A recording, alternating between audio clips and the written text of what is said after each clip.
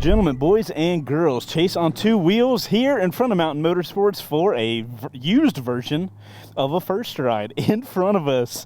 Guys, this is the first old school Harley that I have ever ridden. It is a Harley, it's a 2020 used Harley-Davidson Softail Lowrider S with the 114 cubic inch. The equivalent to this is about a, I think, 1800 cc engine. This thing should be pretty interesting. I am excited to finally get to experience what a old school Harley feels like and rides like. So if you guys are excited for this, make sure to hit a like button. There's nothing to it but to do it. Let's pop the Harley cherry. And you guys stick around to see if this thing rides as bad as it looks. And I mean that in the good way. Also, keyless ignition.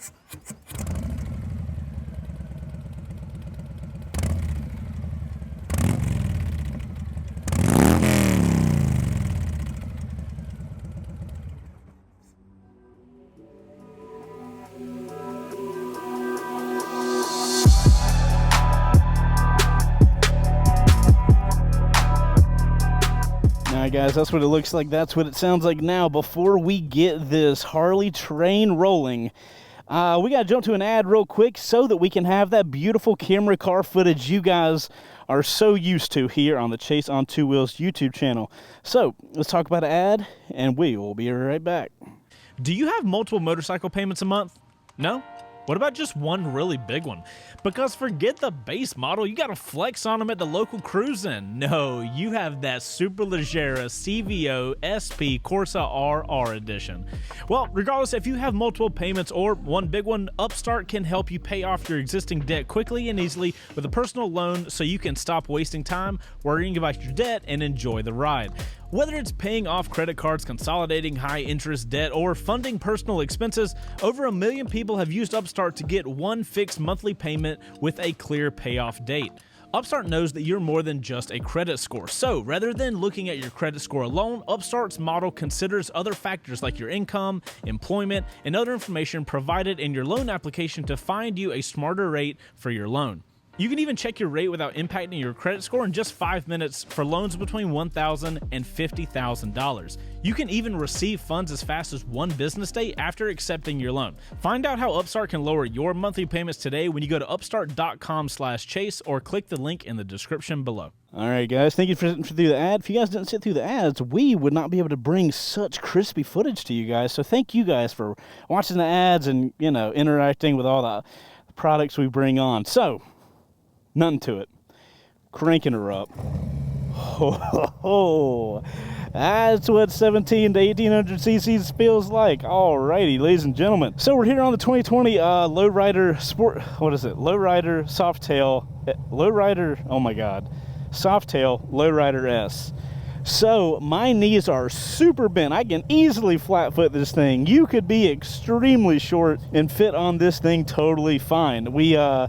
This is a used model, so we've got some modifications. From what I can tell, I've got a little Apple dongle up front. I've got these like highway peg bar things. We do have aftermarket exhaust and a aftermarket seat. So we will see how this whole experience is. And also the dash is up here. All right, guys. Let's get this thing going. And guys, before we get going, I would love to invite you guys over to our Motorcycle Focus Discord page. It's totally free and full of motorcycle enthusiasts just like you. So if you guys are looking for a Discord page or a Discord channel to hang out with people like-minded, chat motorcycles and stuff like that, we'd love to have you over there. We'll have a link in the description for you if you guys want to check that out. And, oh, I thought that car was going to get in that lane. They're not. Let's go. Whoa, yes, Bob, yes. Alright guys, 2020 Harley-Davidson Softail Lowrider S. Let's freaking go. For you guys watching that are in my sector of the YouTube space, of the motorcycling area, 114 cubic inch. It is a different measurement unit than CC. So the 114 doesn't necessarily translate to what a lot of you guys are going to be used to with power numbers.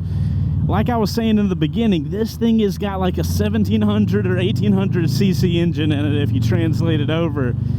And you can feel it. Let me go ahead and tell you, I gotta be honest, I'm not a huge cruiser guy, but I have wanted for a while to get the experience of riding a regular Harley, like the Harley that Harley's brand has been built on. And because of that, I am super excited for today's first ride. All right, so guys, let's talk about this body position. As you guys can see from the camera car and the GoPro, my arms are straight out. I don't know if I've ever ridden a motorcycle where my arms are straight out. It's a very odd body position for me. As far as my back is straight up, obviously if my arms are different distances, my back would kind of have to lean forward or back. The seat is very strange in that the back of the seat is very high up. I feel like I'm in a very odd U-shaped cup. As far as my legs, this model has what I would assume is aftermarket foot pegs, and they are very close to me. My legs feel a little crunched up. If I'm going to be honest, I'm not a really big fan of this body position. My legs, you know, I'm used to the mid controls or the forward controls on a cruiser at this point, you know, the few that I've ridden, and this is like a super mid control. It's like way closer to me than I really want them to be. It's not necessarily a comfortable position for a cruiser. Now obviously we're not going to be testing out those farther out pegs. We'll test them out on the highway, but not here on the city streets. But yeah, right now look how close they are. So my leg has to crunch up almost in the opposite position of like a super sport or something. But yeah, they're so close. It's hard to get my legs up on them sometimes. I gotta crunch them up. Not a fan. All right, guys, let's talk about power modes real quick. You have an infinite amount of power modes. You know what it's called? Your wrists. Yeah, your wrist is the only power mode this bike has, guys. There's no ABC 1, 2, 3. It's all you all the time. So you have full control over how much of this monstrous engine, this Milwaukee 8. I'm gonna lose my mind.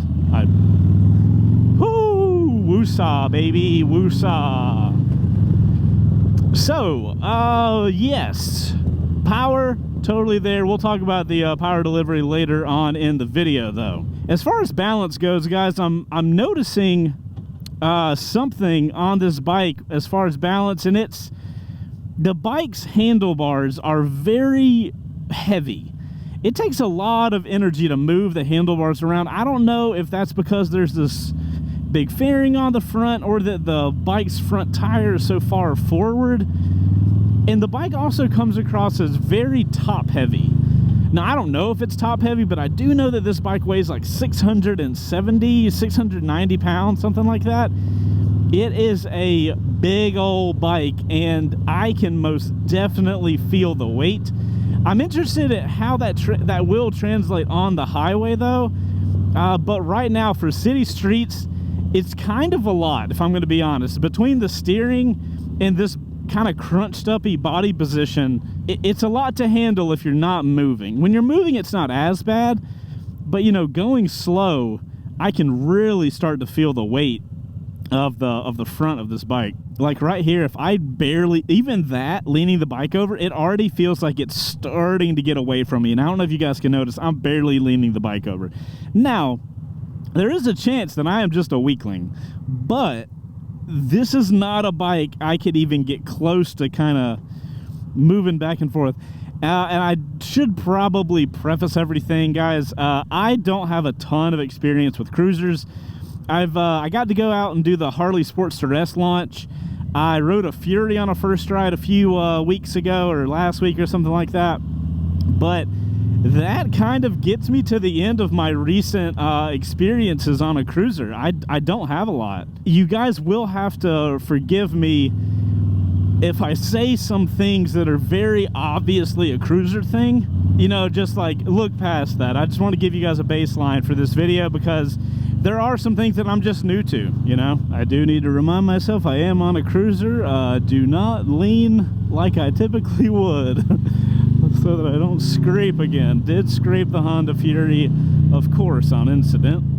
You know, guys, as far as maneuverability, I don't think I'm going to shock anybody and say that this thing is a little sluggish in maneuvering. Hey, a Sportster S, that was cool. I don't think I'm going to surprise anybody by saying this thing's a little sluggish to move, especially with that maneuvering we were doing back a minute ago. You know, with the, it might be the length of the bike, it might be where the weight is situated. It's just a very kind of sluggish, or I guess lethargic kind of maneuvering that I'm not used to. Some of that could be this weird body position I'm in with my hands all the way up top. I don't feel I have a ton of control over the bike in this position, so I kind of feel like I'm at the whim of whatever happens, you know. But we're on the highway, we're on a cruiser, so we get to test out the cruisability of this motorcycle on the highway. We've got a ton of CCs to work with, so this should be totally fine. I have a lot more faith in this thing than I do that Fury that I rode a few weeks ago. Let's see how it goes. Specifically that 40-ish to 80-ish pull. That did not go too well on the Fury. I have higher hopes here. We're in what, fourth? Second? All right, oh my God. All right, 40. We're gonna go from second and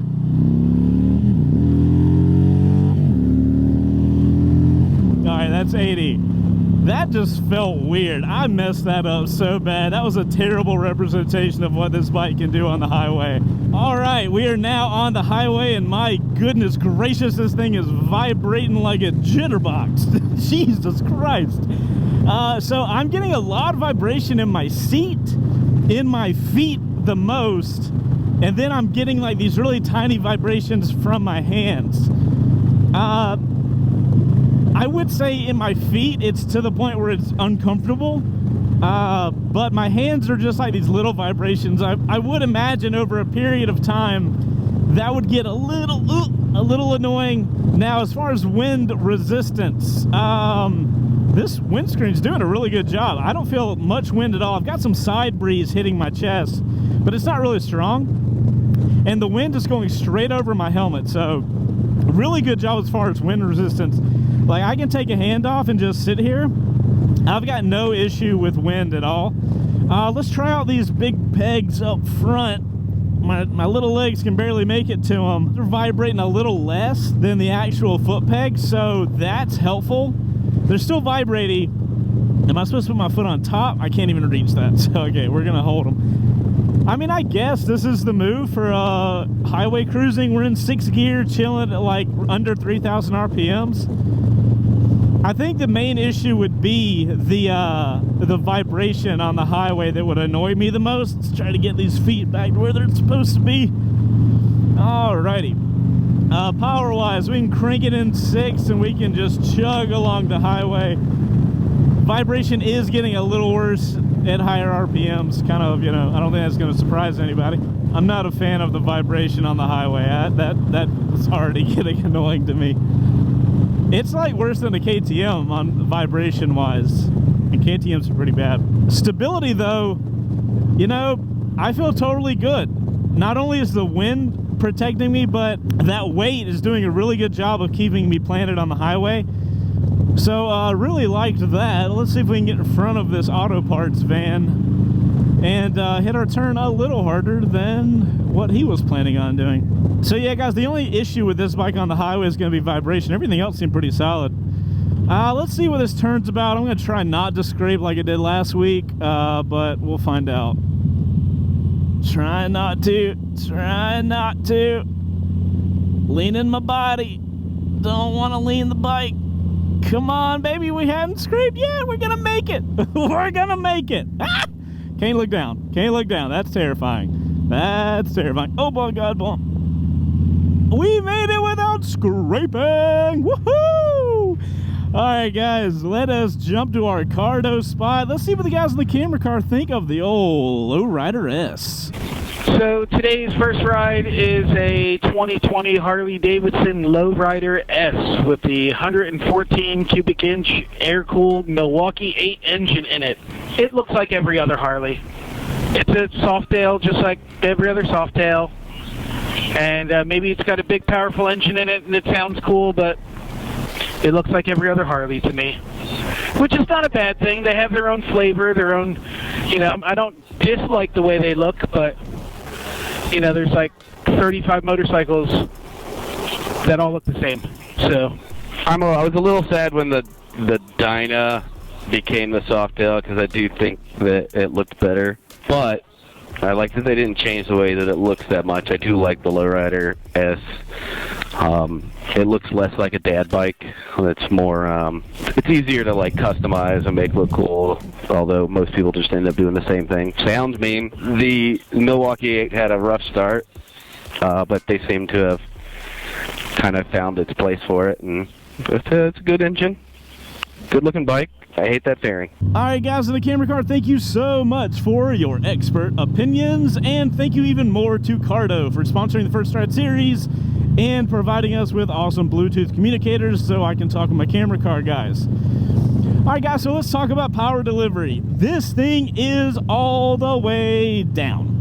You can already see right here, sorry, I'm having to look ahead and show you guys down here. This thing redlines at 5,500 RPMs. That is a very low redline. You are going to be getting all of your power instantly from the red light, and you got to kind of ride this thing like that. Brian, when we were doing the camera car run, was having to remind me, Chase, you need to be riding this thing with a gear higher than you are.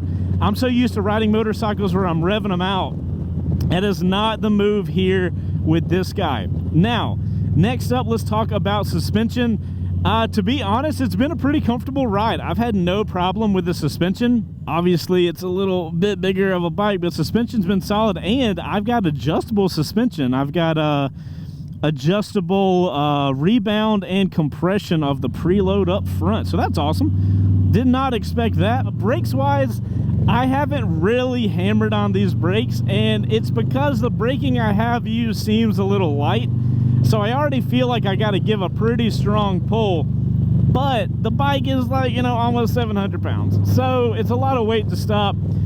I don't feel unsafe with the level of brakes, but it's definitely not adequate. It doesn't make me feel like super, I don't know. See, this is one of those situations where I know for a fact cruisers are not known for their braking. So I don't want to overjudge a cruiser's brakes because I'm not used to cruiser brakes. I think they feel kind of light, but that's coming from somebody that rides a lot of nakeds and super sports. So you guys take that for what you will. I'll let you guys decide how you feel about the brakes.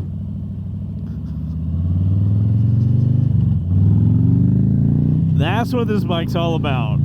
Barely going, cranking that throttle, and you get all of that exhaust noise. And so guys, now typically I say let's talk about all of this, but for this one I gotta say let's talk about all of this triangular stuff going on. As far as the grips, we got a little bit bigger grips here, but I do kind of like the grippy, I don't even know what material you call that. It's got like this rubber feel. I'm kind of here for the grips. I don't love these levers. I'm not sure if they're aftermarket or not, but they're very wide, and I can only get my finger around just the top part, and I'm not a huge fan of that. I want to get my whole finger around it so I can feel in control. I will say, as far as the transmission goes, the transmission has felt great.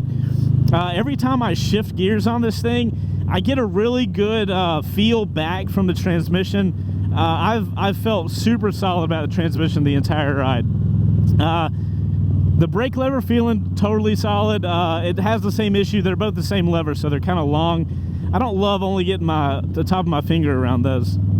I will say I'm totally fine with the information down here, but I don't like the fact that to look at my speed, any of this info, or my RPMs, I have to go from looking here to looking down. I have to change my focus from looking ahead of me, and like with a regular motorcycle, I can just glance And if I glance, the only thing I can barely tell is how fast I'm going, maybe.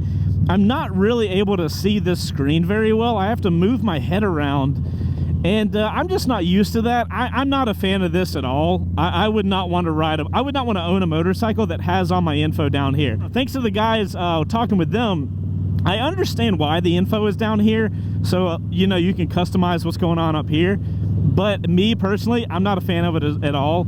I also don't really like how bulbous the controls are. I feel like they're a little big.